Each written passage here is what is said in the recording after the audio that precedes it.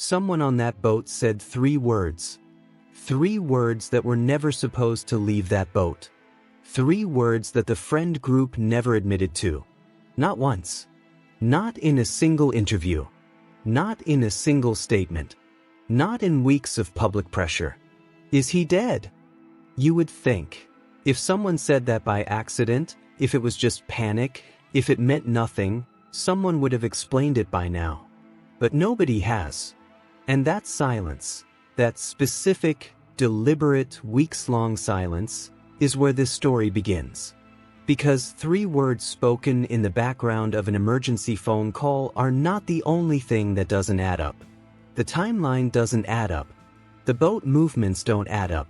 The reception story doesn't add up. The autopsy doesn't add up.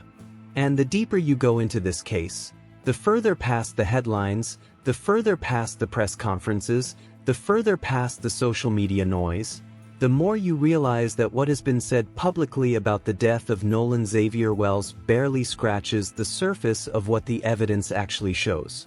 Tonight, we go to the surface nobody else has touched. This is darkness of beneath crimes. And we don't stop until the whole truth is on the table. If you are new here, subscribe right now. Because what you are about to hear for the next 20 minutes will not let you sleep tonight. Let's start at the end. Because the end is where everything begins to break apart. July 6, 2026. 8:45 in the morning. A body is found on the northwestern shoreline of Horn Island, Mississippi. Face down. Fully clothed. At the water's edge. The body belongs to an 18-year-old young man named Nolan Wells. He was a wide receiver, a football player, a son who, just 72 hours earlier, made salmon for his mother before walking out the front door and saying goodbye. It was hug, kiss, and he left, his mother Christine Wansley later said. Those were the last normal seconds of her life. Because 72 hours after that hug, 72 hours after that kiss, Nolan Wells was lying face down on an empty island beach. And the people he had spent that day with, every single one of them, had already gone home. Now before we talk about what happened, understand exactly where this happened. Because the location matters enormously. Horn Island is a federally protected barrier island sitting approximately 10 miles off the Mississippi Gulf Coast south of Ocean Springs. The National Park Service is clear about what this island has: wildlife, beaches, and nothing else. No staff. No drinking water. No shelter. No facilities. No communication infrastructure. That detail about communication is going to become very important in about 6 minutes. Hold on to it. Now let's go back to the beginning, because you need to feel every hour of this timeline to understand what the evidence is really saying. July 3, 2026. A Thursday evening. Nolan Wells, age 18, born August 19, 2007, tells his parents he is going to spend the 4th of July weekend with friends. He graduates from Ocean Springs High School in 2025. He is enrolled at Southwest Mississippi Community College, playing wide receiver on the football team. He is, by every account from every person who knew him, exactly the kind of young man you are proud of. He makes his family dinner. He hugs his mother. He leaves. He does not come back. July 4, 2026. 9:56 in the morning. A boat departs from a private dock in the Ocean Springs area carrying a group of teenagers heading to Horn Island for an Independence Day celebration. At 11:14 a.m., the boat arrives.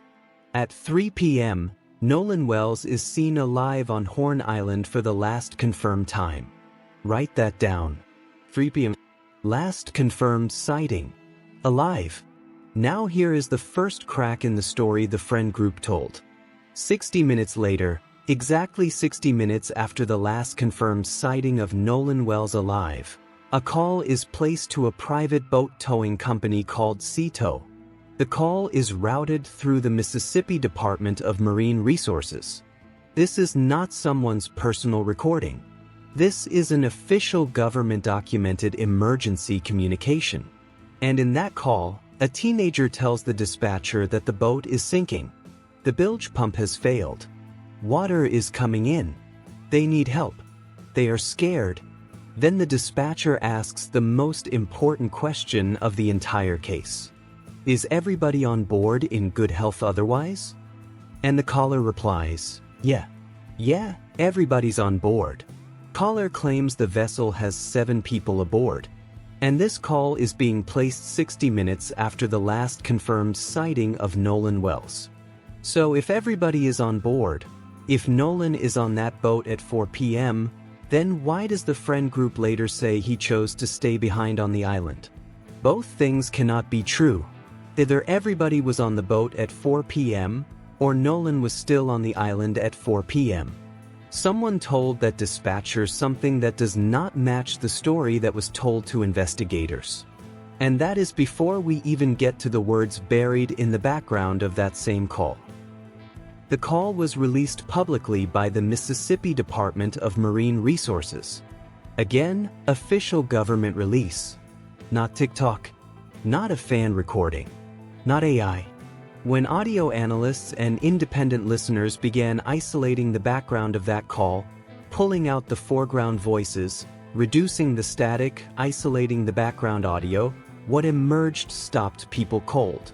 In the background of that official sea tow call, approximately 12 seconds in, voices can be heard. And those voices appear to say, "Is he dead? Nolan, wake up." Followed by what sounds like someone saying, "Oh my God." Now I will be precise here. These interpretations of the background audio have not been officially confirmed by law enforcement. Audio enhancement is interpretation. Different ears hear different things. But here is what is not interpretation. Here is what is pure, documented, verifiable fact. Not one person who was on that boat, not one, has ever stood in front of a camera, sat in front of an interviewer, filed a statement with an attorney, or said one single word publicly to acknowledge that those words were spoken on that boat. If those words were innocent, if it was panic, if it was confusion, if it was about something completely unrelated to Nolan, that is extraordinarily easy to explain. One sentence, one interview, one clarification. The silence has now lasted for weeks. And in an investigation where the sheriff's department is publicly asking, publicly begging, for anyone with information to come forward, that silence is not nothing. That silence is something. Now let's talk about the boat. Because the boat's movements after that 4 p.m. distress call are where this story stops being confusing and starts being deeply troubling. According to GPS tracking records reviewed by multiple news outlets, after the sea tow company was contacted, a local captain near the boat was dispatched to assist. That captain then received another call, this time from someone claiming to be a relative of the boat's owner. That person told the captain that the problem had been resolved and that help was no longer needed. The problem, the sinking boat problem, resolved in under 10 minutes. A bilge pump failure serious enough to trigger an emergency call to sea tow, resolved in under 10 minutes. At 4:31 p.m., the boat leaves Horn Island. It is towed approximately 3 miles. Then the tow ends. The boat is apparently operational again. The boat returns to the original dock. It arrives at 5:44 p.m. At 6:06 p.m., the boat travels again. This time to Fort Bayou. Then back to the original dock. Then to the boat launch. Then it is placed on a trailer and moved by vehicle. This is the boat that was sinking 4 hours earlier. And somewhere in the middle of all that movement, somewhere between 5:44 p.m. and the next recorded departure, there is a gap. An unexplained, undisclosed, 1 hour and 13-minute window where that boat sat idle. Going nowhere. A boat that needed emergency rescue earlier that same evening. Sitting still for 1 hour and 13 minutes. Nobody has explained what happened during that 1 hour and 13-minute gap. Nobody. You are watching Darkness of Beneath Crimes. Drop a comment right now. Tell me, do you think that 1 hour and 13-minute gap is the most important unresolved detail in this entire case? Because I want to know what you see that investigators haven't addressed yet. And if this depth of investigation is what you came here for, hit subscribe. We are just past the halfway mark and this case is about to get significantly darker. Now let's talk about the phone. Because the story around Nolan's phone has changed. And changed again. And changed a third time. The original account from the friend group suggested that Nolan was not posting on social media during the island trip because there was no cell phone reception on Horn Island. No reception. That was the explanation. Now hold that explanation in your mind and remember the detail I told you to hold earlier. The sea tow distress call, placed from the boat at Horn Island, went through. Clearly, audibly. The caller had sustained uninterrupted reception throughout the entire call. Good enough to provide GPS coordinates. Good enough to negotiate a tow destination. Good enough to have a full, clear conversation with a dispatcher. Now also remember this. The National Park Service states Horn Island has no communication infrastructure. But a cell signal from a carrier with coverage in that area of the Gulf Coast is independent of island infrastructure. If the boat's caller had reception at those coordinates, reception existed in that area. And there is more. Videos and photos emerged from Horn Island that day. Multiple members of the friend group were captured on video on the island. People had their phones. People were recording. Some of those phones were visibly present and functional throughout the day. Investigators specifically asked for original, unedited photos and videos taken on July 4th, particularly those depicting alleged altercations or containing images of or believed to include Nolan Wells. Alleged altercations. Those are the investigators' own words. The Sheriff's Department, in an official public request for evidence, used the phrase alleged altercations while asking for footage from Horn Island on July 4th. That is not a neutral phrase. Investigators do not ask the public for footage of alleged altercations at what they believe was a simple accidental drowning. They ask for that footage when they believe something happened. When the accounts they have been given do not fully explain what the evidence shows. And then there is Katie. Her name has become central to the friend group's account of why Nolan stayed behind. According to the friends, Nolan chose to remain on Horn Island voluntarily. The reason they gave: he had just met a girl named Katie and wanted to stay with her. That was the explanation. Romantic interest. A girl. A choice. But Katie was found. And investigators spoke with her. And what she said directly contradicts the account the friend group gave. Katie stated that she assumed Nolan was leaving with his friends.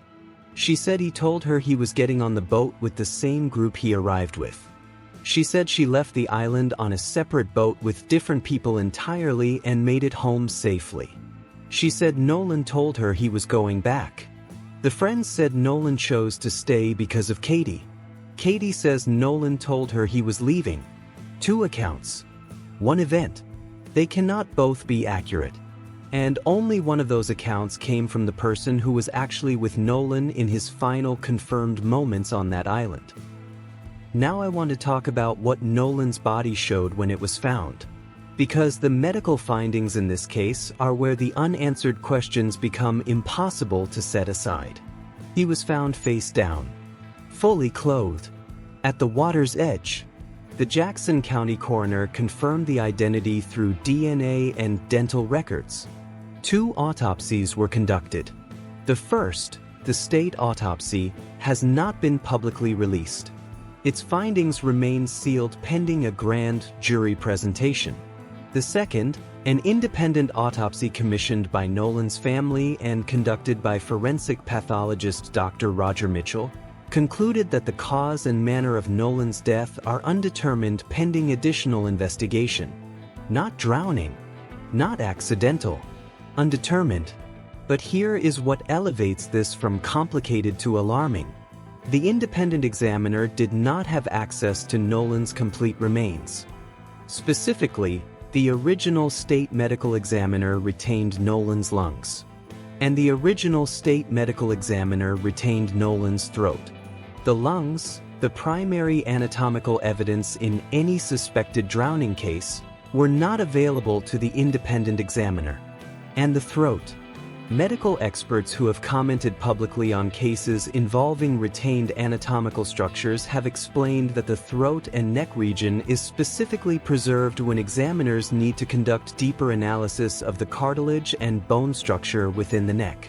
The hyoid bone, the tracheal cartilage. These structures are examined at that level of detail when there is a question about whether injury to the neck occurred before or after death. Because in a decomposing body, blood from decomposition and blood from trauma can be visually almost indistinguishable without deeper structural examination. The original medical examiner kept the throat. They kept the lungs. The independent autopsy cannot be completed, and the state results are sealed. Meanwhile, forensic audio specialists hired by Ben Crump's legal team are reviewing the complete sea-tow emergency call. Ocean engineering experts are examining how, given the tidal patterns, the current behavior, and the specific geography of Horn Island's western tip, Nolan's body ended up where it was found. You've got low tides and high tides, so it's not adding up, Ben Crump stated publicly. The ocean doesn't add up. The timeline doesn't add up. The phone story doesn't add up. The boat movements don't add up. The autopsy findings don't add up. And still, no charges. No official cause of death. No answers for a mother who made salmon for her son 3 days before he became a case number.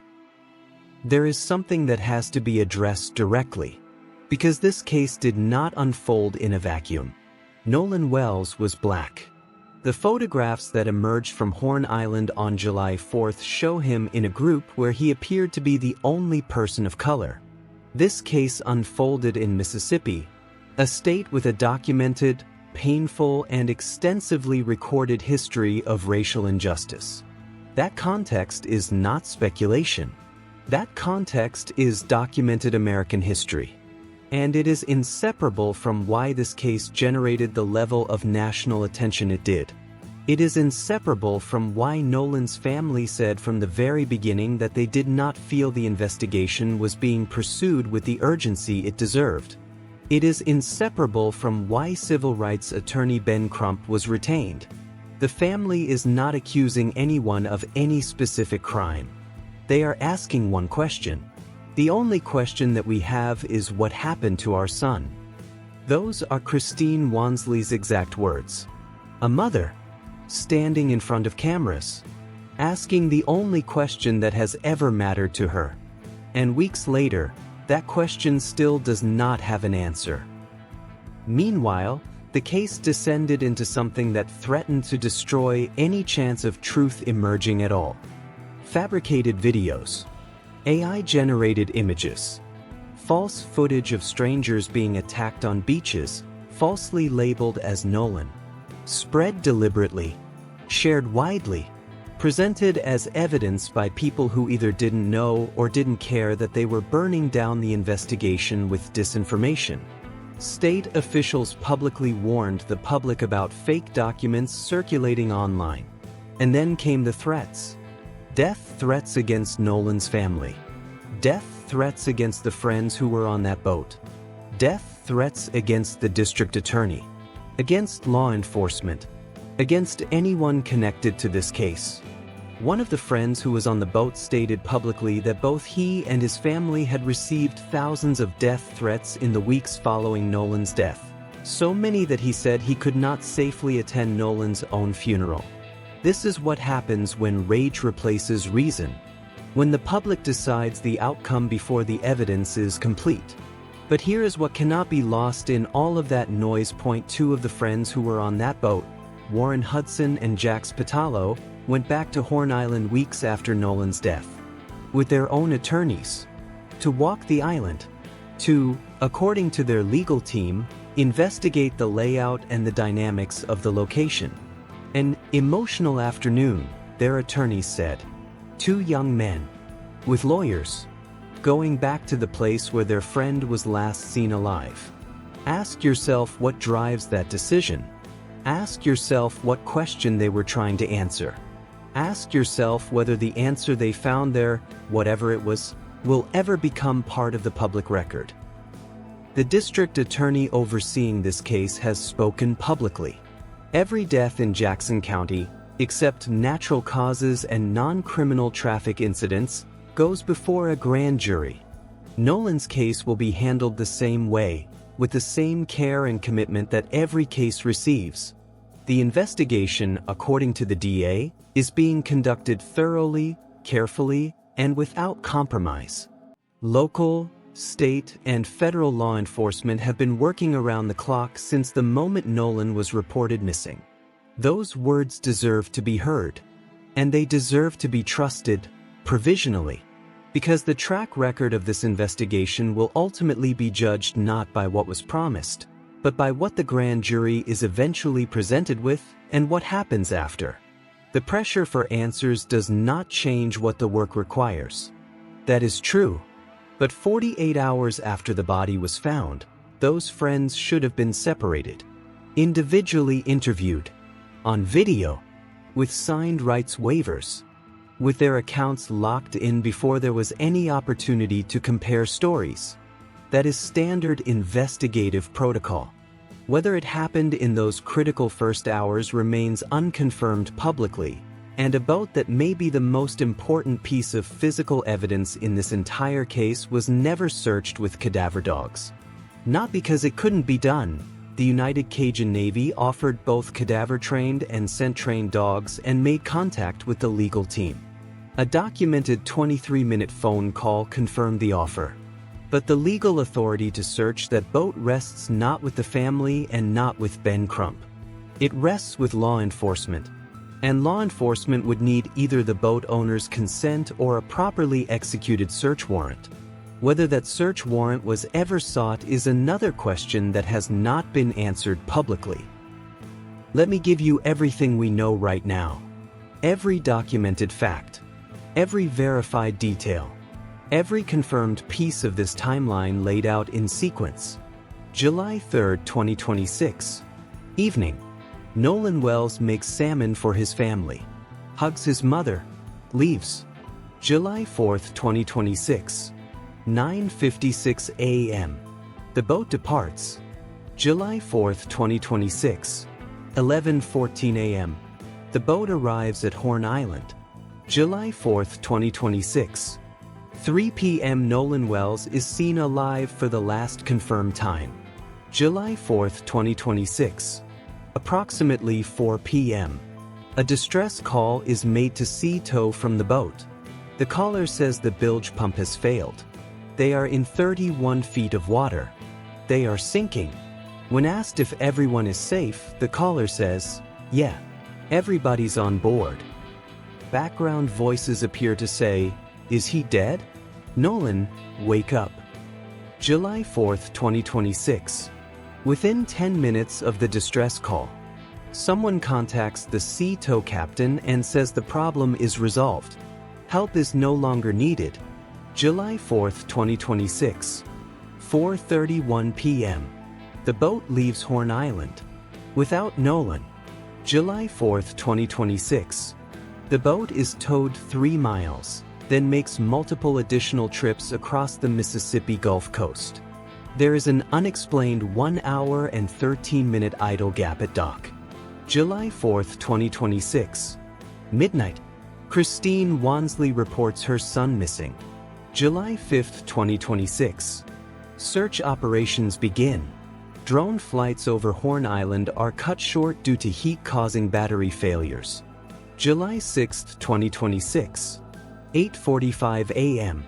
A body matching Nolan's description is found face down and fully clothed at the northwestern shoreline of Horn Island. July 6, 2026.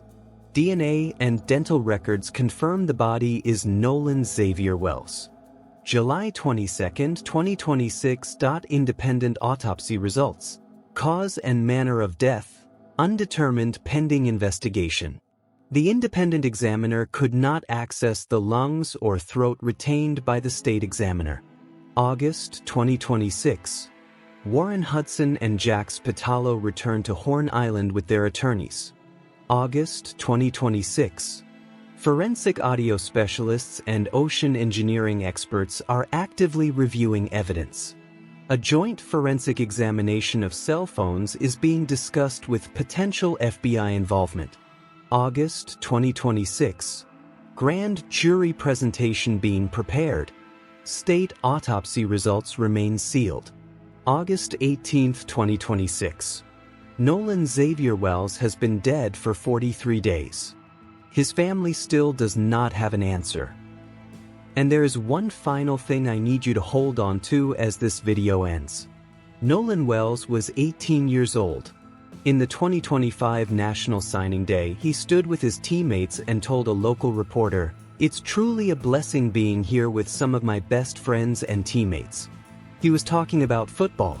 He was talking about his future. He was talking about all of it. The game, the friendships, the road ahead. That young man made salmon for his parents on July 3rd. He kissed his mother goodbye. He was found face down on a beach on July 6th. And as of today, nobody, not the state examiner, not the independent examiner, not the investigators, not the friends who were there, has given his mother the one thing she asked for. The truth about what happened to her son. This case is not closed. This story is not resolved. The grand jury has not spoken. The sealed autopsy has not been released. The forensic audio review has not concluded. The cell phones have not been jointly examined. The ocean engineering analysis of how the tides and currents interact with where Nolan's body was found has not been finalized. Every single thread of this investigation is still unresolved. And we will be here, at Darkness of Beneath Crimes, every time something breaks, every time a document surfaces, every time the sealed findings crack open, every time this family gets one step closer to an answer. But right now, tonight, I need you to do one thing. Go to the comments section below. Tell me which detail in this case you believe has been the most underreported. Tell me which piece of this evidence keeps you up at night. Tell me what question you think the investigators should have answered first.